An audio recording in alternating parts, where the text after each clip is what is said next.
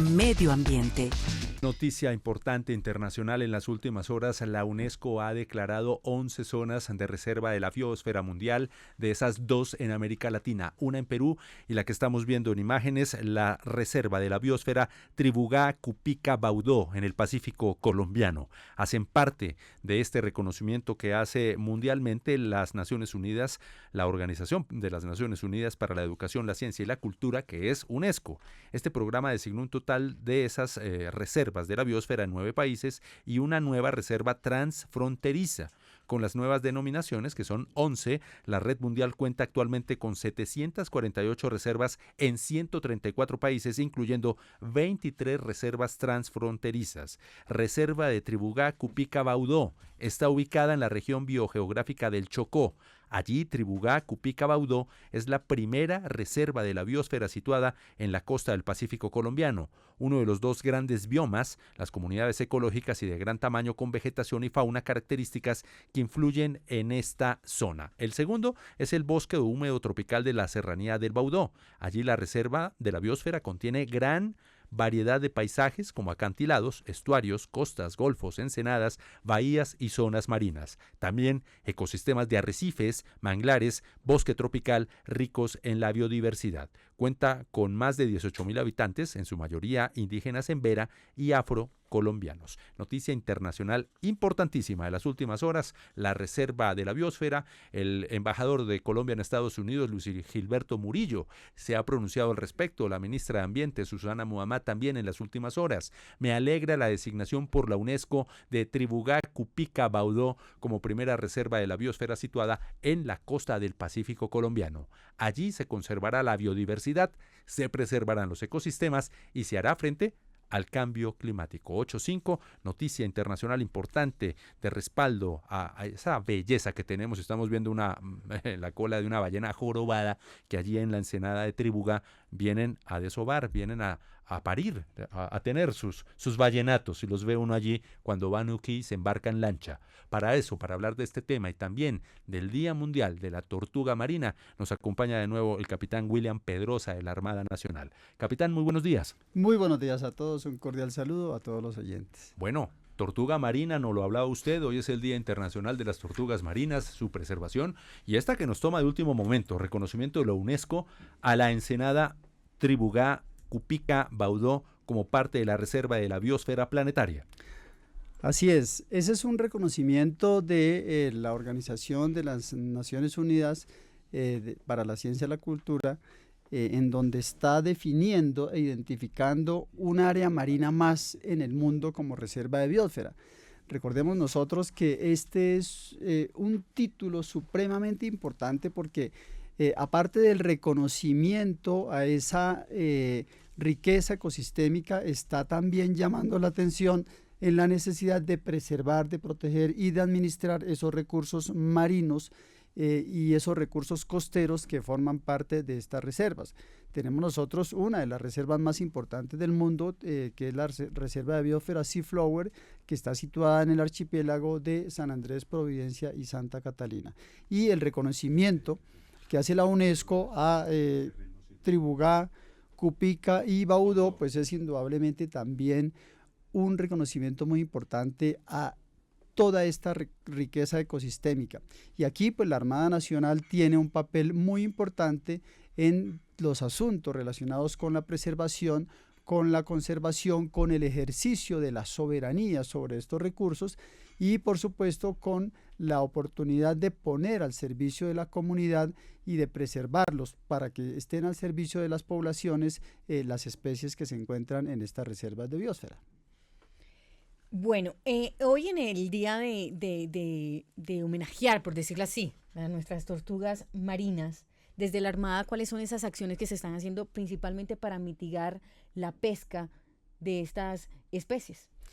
Bueno, nosotros tenemos una labor específica orientada a hacer presencia en donde se realizan actividades de pesca, de todo tipo de pesca, de toda la pesca autorizada y también buscando aquellas personas y aquellas embarcaciones que ejercen pesca no autorizada. Entonces, la Armada Nacional lo que hace básicamente es en la visita y registro, en esas labores, en esos procedimientos de visita y registro, identificar qué es lo que se lleva a bordo de las embarcaciones, qué aparejos se están utilizando para que no caigan en las redes o en estos aparejos, pues tanto tortugas como delfines como otras especies. Entonces, la Armada Nacional en efecto cumple con esa misión de hacer visita y registro a esos buques e identificar que se utilicen los aparejos necesarios autorizados por la FAO y que no van a poner en peligro, por supuesto, a estas especies que son especies protegidas o que son especies en vía de extinción y que no tienen por qué pescarse. Entonces, esas redes, por ejemplo, deben tener unos dispositivos extractores de delfines, de tortugas, etcétera, que eso es fundamental y es mandatorio en la pesca responsable definido y que está definido en el Código de Conducta de Pesca Responsable de la Organización de las Naciones Unidas para la Agricultura y la Alimentación, que es la que se encarga entonces de legislar acerca de estos elementos que se deben utilizar para esa pesca responsable. Pesca responsable es que es frecuente y desde hace muchos años un tema cultural, especialmente en nuestra costa Caribe, aunque no es tortuga marina, aunque sí se puede ser de la icotea. El consumo de huevo de icotea, el consumo de la tortuga y las presas se depredó. Prácticamente entró en vías de extinción, como lo han hecho también la Universidad Nacional de Colombia, que tiene un trabajo fundamental en eso. El Ministerio de Ambiente también tiene un trabajo fundamental en recuperar y cambiar ese chip cultural de lo de la icotea. Hemos visto también en imágenes internacionales cuánto le cuesta a una tortuga marina, especialmente, poner sus huevos y luego dirigirse al mar. En ese tránsito hacia el mar muchas veces es donde ocurre esta depredación. ¿Cómo se está trabajando, especialmente desde la Armada Nacional, para ese cambio de chip cultural y respetar nuestras tortugas? Bueno, nosotros tenemos en las islas del Caribe Occidental, es decir, en las islas de San Andrés, Providencia, Santa Catalina, Serrana, Serranilla, Roncador, en donde están los infantes de marina que ejercen labores de soberanía, tenemos unos planes y unos programas específicos orientados justamente a eso, a la conservación. Y aquí hacemos unas labores de identificación, de señalización, de protección de nidos de esas tortugas que llegan a colocar sus huevos en la playa, porque todos sabemos que la que llega es la tortuga hembra, el macho nunca, jamás sale del mar, llega a depositar sus huevos, ella hace aquí su nido con sus aletas delanteras, hace un nido en donde ella se entierra dentro de la arena y con sus aletas traseras entonces cava el nido y pone sus huevos, deposita allí sus huevos. ¿Qué es lo que hacemos desde la Armada Nacional? ¿Qué es lo que hacen nuestros infantes de marina? Es primero pues señalizar esos nidos en donde las tortugas depositaron sus huevos y hacer el cuidado correspondiente para protegerlo, es decir, protegerlos de manera concreta y específica y luego entonces evitar que estos sean afectados por otros factores, como factores ambientales o que lleguen otros animales y se los coman, etcétera, etcétera. Aves especialmente. Entonces esa labor de señalización es muy importante, que es lo que ustedes observan en las imágenes que hacen nuestros infantes de marina en estas islas del Caribe Occidental colombiano y posteriormente entonces una vez después de que se surta ese proceso de anidación y ese proceso de reproducción, entonces salen las tortugas pequeñitas, las especies pequeñas y se dirigen hacia el mar y entonces se hace este proceso que pues lo podemos llamar proceso de liberación. En las imágenes ustedes observan la isla de Serrana, por ejemplo. En la isla de Serrana se hacen estas labores de señalización, de identificación, de protección, etcétera, de estos nidos y de estos huevos y posteriormente entonces se hace esa labor de liberación. Esto pues indudablemente contribuye grandemente a la preservación de esas tortugas porque todos sabemos que las 7 especies de tortugas que hay en el mundo son muy escasas. No hablamos ni siquiera de miles. No hablamos jamás de millones de tortugas que hay en el mundo. Hablamos de 134.000, por ejemplo, de una especie, de otras hay simplemente 70.000 y hay digamos, una escasez de esta especie en el mundo que está afectando muchísimo los ecosistemas y la misma vida de ellas en el planeta. El capitán William Pedrosa de la Armada Nacional siempre nos acompaña, el director de Intereses Marítimos y Fluviales de la Armada de Colombia, ya invitado siempre a Colombia Radio para entregar estas importantes noticias. Permítame, voy a saludar a esta hora a una invitada también que nos va a hablar acerca de este tema. Ella es Ana Sotelo. Aurora Isabel Sotelo es licenciada en Biología y docente de la Universidad Nacional de Colombia, que nos va a entregar acerca más detalles sobre, primero, muy buenos días, doctora, hablemos acerca de las tortugas y este tema, el Día Internacional de las Tortugas Marinas, pero también quiero preguntarle su concepto sobre la noticia divulgada en las últimas horas de la declaración de la zona de Tribugá, Cupica, Baudó en nuestro Pacífico colombiano como parte de la reserva de la biosfera planetaria. Muy buenos días, doctora Aurora, ¿cómo está usted? Hola, muy buenos días. Bi- Muy bien, gracias. Bueno, aclaración, yo no soy docente de la Universidad Nacional, pero pues algún día. Bueno, te cuento, me parece que es súper importante que en nuestro país se declaren zonas de protección, todas las zonas de protección que se declaren, ya que nosotros tenemos un país mega diverso y que tiene unas zonas que pues desafortunadamente por los distintos conflictos que hemos vivido en nuestra historia, no han podido ser protegidas de la manera adecuada.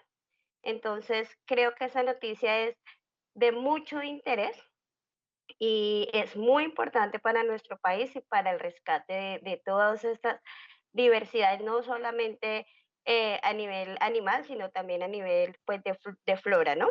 Y de fauna. Sí, la preservación de nuestra tortuga, el capitán nos confirma lo difícil que es este tema para la reproducción de la especie. Se ha visto en el trabajo científico que se realiza desde la Armada y a través de la biología. ¿Cómo hacemos para cambiar el chip en el tema pedagógico de preservar a las tortugas, a las 7 especies, que son escasas, que están en vía de extinción, pero más la marina? Sí, bueno, como bien lo decía el señor de la Armada, son 7 especies. A nuestro país llegan 5 de esas 7 especies. Pues la que está, digamos, por ejemplo, representada en la moneda de 1000, que es la creta, que también pues está en peligro de extinción, pero todas las 5 especies que llegan a nuestro país están muy afectadas. ¿Cómo podemos trabajar pedagógicamente? Bueno, yo creo que no solamente desde los habitantes costeros, pues haciendo un llamado a los operadores turísticos para que antes de que las personas lleguen, digamos, por ejemplo, a las playas a admirar esta increíbles especies naturales, hay que hay que hacerles una charla sobre la conservación, sobre la importancia que tienen estas tortugas a nivel ecosistémico, pero también, por ejemplo, desde las ciudades se puede empezar a hacer trabajo pedagógico desde los colegios en el manejo de residuos orgánicos. Pero, pues, ¿por qué tenemos que trabajar desde las ciudades en el manejo de residuos orgánicos? Bueno, muchos de los plásticos que se utilizan de un solo uso van a basuras, pero también algunos van a ríos y recordemos que de los ríos llegan a los mares y esto genera microplásticos. Estos microplásticos a veces son pues consumidos por las tortugas, los confunden por alimentos y esto les va a generar daños en su sistema digestivo, les puede generar eh, enfermedades que a la postre pues están atentando también contra la vida y preservación de estos animales. Además también pues el, el turismo indiscriminado en el donde se cogen las tortugas para la alimentación de personas, de turistas o de, pues, de comunidades. Esto afecta demasiado a las tortugas. Entonces es importante que desde los colegios, no solamente costeros, sino a nivel Colombia en general, sería importante, por ejemplo, declarar un día a las tortugas, como es hoy, pero que en los colegios se puedan hacer actividades de esas para que los niños vayan siendo conscientes de la importancia biológica que tiene este país como eh, fuente de anidación o casa de anidación para las 5 especies de tortugas que aquí llegan. Así es, Aurora Isabel Sotelo, licenciada en biología, docente, gracias por estar en Colombia y Radio, entregarnos ese importante mensaje desde los colegios. Los niños son los que tienen que tener ese nuevo chip para que los plásticos de un solo uso que tenemos en las ciudades terminan en el mar y afectan muchísimo a las tortugas, especialmente a la tortuga de mar. Gracias, profesora. Vale, vale. Bien, gracias. 818. Capitán, hablemos del mapa azul de Colombia y cómo la tortuga marina se inserta en este plan, en este mapa azul de nuestro país, lo que maneja la Armada. Bueno, Colombia es definitivamente azul. Azul por sus mares, pero también azul por sus ríos. La Colombia azul que protege la Armada de Colombia, por eso nuestro lema, protegemos el azul de la bandera, es un asunto fundamental para el desarrollo económico y social del país. Y ese mapa azul es la muestra de que tenemos un compromiso y debemos asumirlo de manera concreta y específica desde todos los sectores, desde el sector gubernamental, pero también desde la universidad, desde la educación de los niños, desde la familia, desde el hogar, para preservar ese mapa azul. Ese mapa que ustedes observan en pantalla, ese es el verdadero mapa de la República de Colombia. Ya lo decíamos en la sesión anterior, que estábamos nosotros acostumbrados a conversar simplemente de unos límites de la República de Colombia, y entonces por el norte limitábamos con el Océano Atlántico, por el occidente limitábamos con el Mar de Balboa, pero no teníamos una identificación clara y expresa de con qué países se limita, porque es que también se limita por el mar con los países vecinos. Entonces, esa es una primera, digamos, aproximación al conocimiento de esa Colombia azul, de ese mapa azul de la República de Colombia.